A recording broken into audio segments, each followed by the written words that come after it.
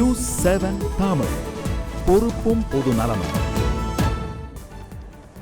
ஹசீஃப், நம்ம பார்த்த மாதிரி தேசிய ஜனநாயக கூட்டணி அப்படின்னு தமிழகத்தில் உருவாகிறதுக்கு முதல் அடியை எடுத்து வச்சவர் அப்படின்னு பார்த்தா வைகோ தான். மதிமுக தான் இந்த முதல் படியை எடுத்து வச்சது அப்படின்னு கூட சொல்லலாம்.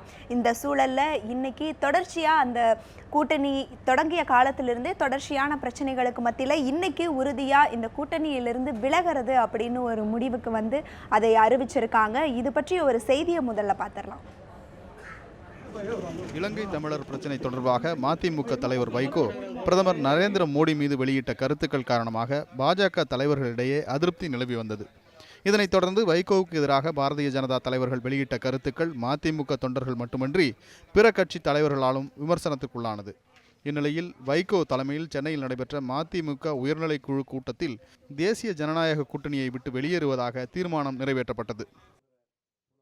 மறுமலர்ச்சி திராவிட முன்னேற்ற கழகம் இனியும் பாரதிய ஜனதா கட்சியுடன் உடன்பாட்டையோ உறவையோ தொடர முடியாது என்பதால் தேசிய ஜனநாயக கூட்டணியிலிருந்து விலகிக் கொள்வதென இக்கூட்டம் தீர்மானிக்கிறது. இதை நான் முன்மொழிகிறேன். அதை வழிமொழிகின்ற விதத்தில் தோழர்கள் தங்களுடைய கரவொலியை எழுப்ப அன்புடன் வேண்டுகிறேன். இலங்கை தமிழர் விவகாரத்தில் முந்தைய காங்கிரஸ் அரசின் போக்கையே பாஜகவும் கடைபிடிப்பதாக வைகோ குற்றம் சாட்டியுள்ளார். இந்நிலையில் கூட்டணியை விட்டு மதிமுக வெளியேறியதால் பாரதிய ஜனதாவிற்கு பாதிப்பு இல்லை என்று அக்கட்சியின் மாநில தலைவர் தமிழிசை சவுந்தரராஜன் கூறியுள்ளார். பாரதிய ஜனதா கட்சி பலம் பொருந்திய கட்சியாக வளர்ந்து வருகிறது. எல்லோரும் சேர்ந்து அமைத்த கூட்டணியை அப்படியே வைத்திருந்தால் பலம் பொருந்திய கூட்டணியாக அமைந்திருக்கும். ஆனால் சகோதரர் வைகோ வெளியேறுவதால் பாரதிய ஜனதா கட்சிக்கு எந்தவித பாதிப்பும் அது ஏற்படுத்தாது என்பதை நான் தெளிவாக சொல்லிக் கொள்கிறேன்.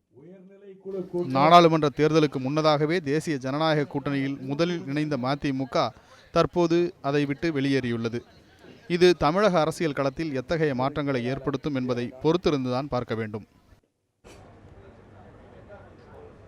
நடந்து முடிந்த மக்களவைத் தேர்தலில் உருவான 7 வர்ண கூட்டணியில் ஒரு வர்ணம் கரைந்துள்ளது என்று சொல்லலாம். அதாவது தேசிய ஜனநாயக கூட்டணியிலிருந்து மதிமுக விலகியுள்ளது. தொடர்ந்து தமிழர்கள் பிரச்சனையில் காங்கிரஸ் கட்சி எது போன்றதொரு நிலைப்பாட்டை எடுத்ததோ அதே போன்ற நிலைப்பாட்டை பாரதிய ஜனதாவும் எடுத்து வருவதாக குற்றம் சாட்டப்பட்டிருக்கின்றது. அதன் அடிப்படையில் பாரதிய ஜனதா தலைமையிலான தேசிய ஜனநாயக கூட்டணியிலிருந்து விலகுவதாக மதிமுக பொதுச் செயலாளர் வைகோ அறிவித்துள்ளார். அதாவது அந்த கட்சியினுடைய உயர்மட்ட குழு கூட்டம் நடைபெற்றது. அந்த கூட்டத்தில் இந்த தீர்மானம் நிறைவேற்றப்பட்டுள்ளது. இந்த சூழ்நிலையில் மதிமுக உருவானது தொடங்கி இதுவரை போட்டியிட்ட தேர்தல்கள், அந்த தேர்தல்களில் அது பெற்ற வாக்கு சதவீதத்தை இப்போது பார்த்து விடலாம்.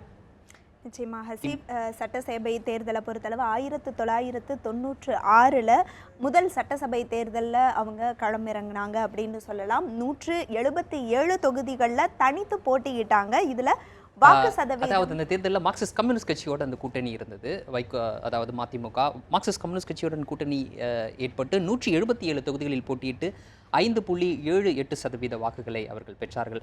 அதன் பிறகு நடந்த, அதாவது 2001ஆம் ஆண்டு நடைபெற்ற சட்டமன்ற தேர்தலை பொறுத்தவரை தனித்து போட்டியிட்டு 211 தொகுதிகளில் போட்டியிட்டனர். 4.65% வாக்குகளை பெற்றனர்.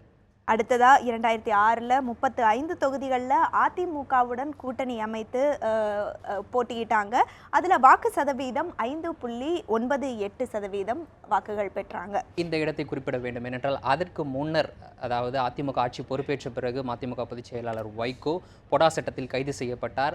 அந்த கைது நடவடிக்கைகளுக்கு பிறகு 2006ஆம் ஆண்டு அதிமுகவுடன் மதிமுக கூட்டணி அமைத்தது தொடர்பாக பல்வேறு விமர்சனங்கள் கூட முன்வைக்கப்பட்டன. இந்த சூழ்நிலையில்தான் 35 தொகுதிகளில் போட்டியிட்டு 5.98% வாக்குகளை பெற்றது. அதன் பிறகு 2011ஆம் ஆண்டு மீண்டும் மதிமுக கூட்டணி வைக்கும் என்று கூறப்பட்டு வந்த சூழ்நிலையில் தொகுதி உடன்படிக்கை ஏற்படாத பட்சத்தில் மதிமுக, அதாவது அதிமுகவுடைய கூட்டணியிலிருந்து மதிமுக வெளியேறியது. அந்த தேர்தலை புறக்கணிக்கப் போவதாக மதிமுக அறிவித்தது, புறக்கணித்தது.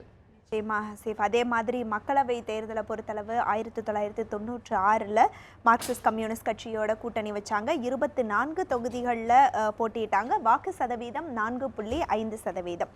1998 பாரதிய ஜனதா அதிமுகவுடன் கூட்டணி அமைச்சாங்க. 5 தொகுதிகளில் போட்டியிட்டாங்க. வாக்கு சதவீதம் 6.26%. ஒரு வருடம் மட்டுமே நீடித்த பாஜக அரசு 1999ஆம் ஆண்டு கவிழ்ந்தது. மீண்டும் மக்களவைத் தேர்தல் நடைபெற்றது. அந்த தேர்தலில் தொடர்ந்து பாரதிய ஜனதா கூட்டணியில் அதாவது நீடித்தது மதிமுக. 5 தொகுதிகளில் போட்டியிட்டு 5.95% வாக்குகளை மதிமுக பெற்றது. அடுத்ததா 2004ஆம் ஆண்டு காங்கிரஸ் கூட்டணியில 4 தொகுதிகளில் போட்டியிட்டு வாக்கு சதவீதம் 5.85% வாக்குகளை பெற்றாங்க. 2009 3வது அணி அமைக்கப்பட்டது. அதில் அங்கம் வகிச்சாங்க மதிமுக. 4 தொகுதிகளில் போட்டியிட்டு வாக்கு சதவீதம் 3.7% வாக்குகள் பெற்றாங்க. இந்த சூழ்நிலையில் தான் நடந்து முடிந்த மக்களவைத் தேர்தலை பொறுத்தவரை தமிழகத்தில் புதியதாக 7 வர்ண கூட்டணி அமைந்தது. பாரதிய ஜனதா தலைமையில் அமைக்கப்பட்ட அந்த கூட்டணியை பொறுத்தவரை முதல் நபராக முதல் கட்சியாக அந்த கூட்டணியில் இணைந்தது மதிமுக. இந்த சூழ்நிலையில் முதல் நபராக முதல் கட்சியாக அந்த கட்சி அந்த கூட்டணியில் இருந்து வெளியேறி இருக்கின்றது இன்றைய தினம். இதைத்தான் நாம் இப்போது விரிவாக பார்த்து வருகின்றோம். இந்த சூழ்நிலையில் சமீப காலத்தில் மதிமுக மற்றும் மதிமுக பொதுச் செயலாளரை சுற்றி நடைபெற்ற சில முக்கியமான அரசியல் சம்பவங்களை நாம் பார்த்து விடலாம். நிச்சயமா சமீபத்தில் பாமக நிறுவனர் ராமதாஸ் அவர்கள் திருமணத்திற்கு மதிமுகவை சேர்ந்தவர்களும் திமுகவை சேர்ந்தவர்களும் அழைக்கப்பட்டிருந்தாங்க. இந்த சூழல்ல ஸ்டாலின் வைகோவை பத்தி ஒரு முக்கியமான கருத்தை திருமணம் நடைபெறுவதற்கு முன்னரே அந்த கருத்து தெரிவிக்கப்பட்டது. அதாவது ஸ்டாலின் ஒரு மிக முக்கியமான கருத்தை சொன்னார். மதிமுக பொதுச் செயலாளர் வைகோ அவர்களுடைய அந்த அரசியலை அவர் ரசிப்பவர் என்ற ஒரு கருத்தை அவர் முன்வைத்தார். அதற்கு பிறகுதான் ராமதாஸ் அவர்களுடைய இல்ல திருமணம் நடைபெற்றது. இந்த திருமணத்தில் இருவரும் அதாவது ஸ்டாலினும் வைகோவும் சந்திப்பார்கள் என்று எதிர்பார்க்கப்பட்டது. அதன் அடிப்படையிலே அந்த சந்திப்பும் நடந்தது. அடுத்ததா இதை ஒட்டியே கருணாநிதியிடம் பத்திரிகையாளர்களிடம் கருணாநிதி பேசும்போது மதிமுக திமுக கூட்டணி அமைந்தால் மகிழ்ச்சி அப்படிங்கிற ஒரு கருத்தையும் கருணாநிதி முன்வைக்கிறாரு.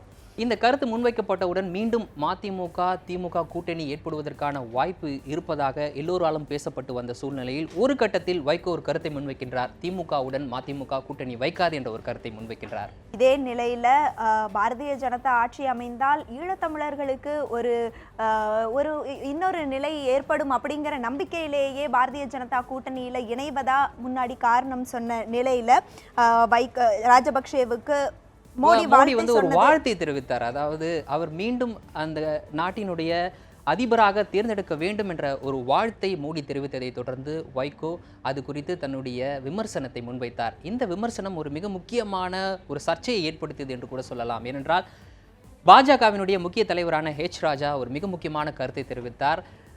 பாஜகவினுடைய தலைவர்களை வைகோ விமர்சனம் செய்யக்கூடாது, அவ்வாறு விமர்சிக்கும் பட்சத்தில் பாஜக தொண்டர்கள் பொறுத்திருக்க மாட்டார்கள் என்பது போன்ற ஒரு எச்சரிக்கை அளிக்கும் வகையிலான ஒரு கருத்தை தெரிவித்தார். அதற்கு தமிழகத்தில் இருக்கக்கூடிய முக்கிய அரசியல் கட்சி தலைவர்கள் தங்களுடைய கண்டனத்தையும் கூட எதிர்ப்பையும் கூட பதிவு செய்தார்கள். அது மிக முக்கியமான ஒரு நிகழ்வு.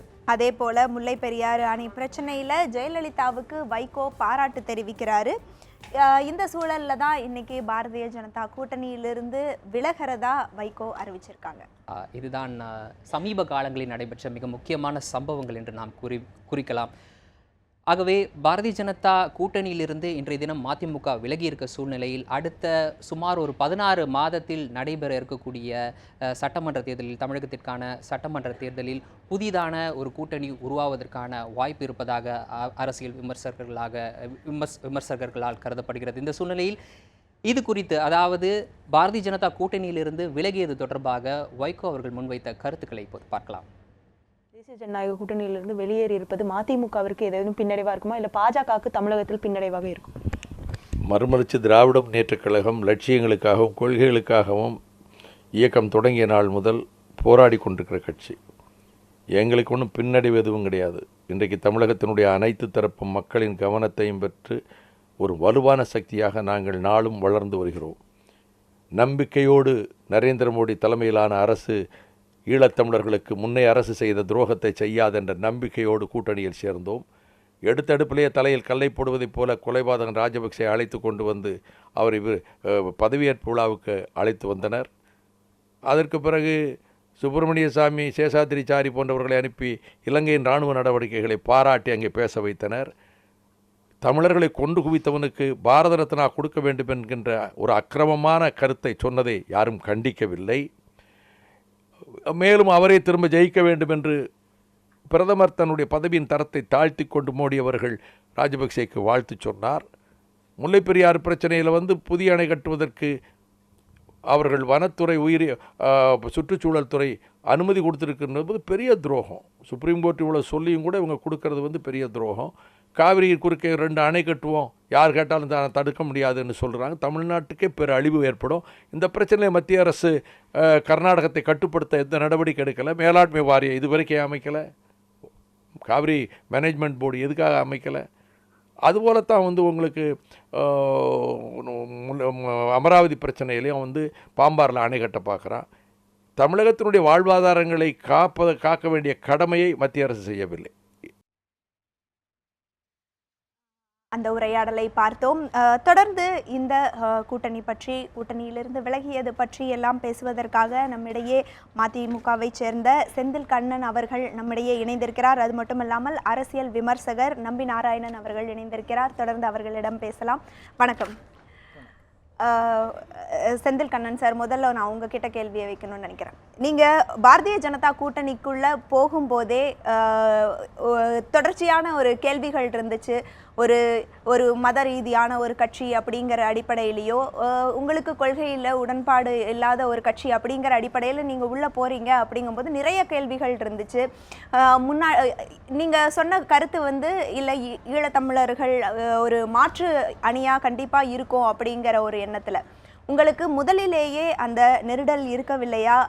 என்ன ஒரு அடிப்படையில், என்ன ஒரு நம்பிக்கையில் அந்த கூட்டணியில் நீங்கள் இடம் வகித்தீர்கள்?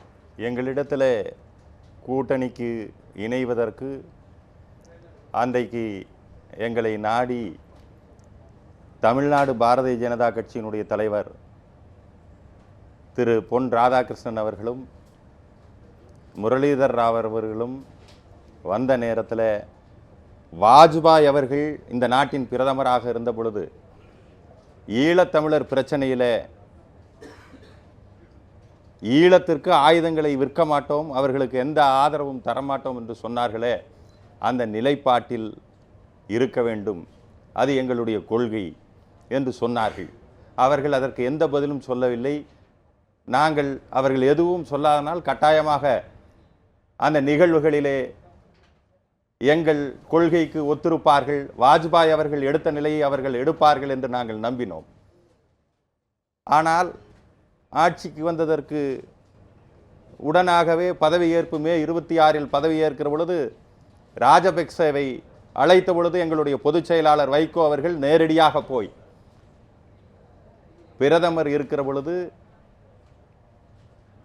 மதிப்பிற்குரிய ராஜ்நாத் சிங் அவர்கள் இருக்கிற பொழுது அத்தனை பேரையும் வைத்துக்கொண்டு ராஜபக்சேவை அழைப்பது எங்களுடைய கொள்கைகளுக்கு ஏற்புடையதல்ல, எங்களுடைய தொப்புள் கொடி உறவுகளை கொண்டவர்களை அழைத்து இந்த பதவியேற்பு நிகழ்ச்சியிலே நீங்கள் கலந்து கொள்ள சொல்லுவது எங்களுக்கு ஏற்புடையதல்ல என்று தெரிவித்து அன்றைக்கே கருப்பு கொடி காட்டினார்கள். டெல்லியிலே அந்த போராட்டத்தை நாங்கள் நடத்தினோம். ஆகவே எங்கள் நிலையிலே அவர்கள் செய்வார்கள் என்ற எதிர்பார்ப்போடு தான் அவர்களிடத்திலே இணைந்தோம். ஏனென்றால் அதற்கு முன்பாகவே அடல் பிகாரி வாஜ்பாய் அவர்கள் எங்களை அந்த அளவிலே அவர்கள் ஈழத்தமிழர்களுக்காக உதவினார்கள், உறவோடு இருந்தார்கள்.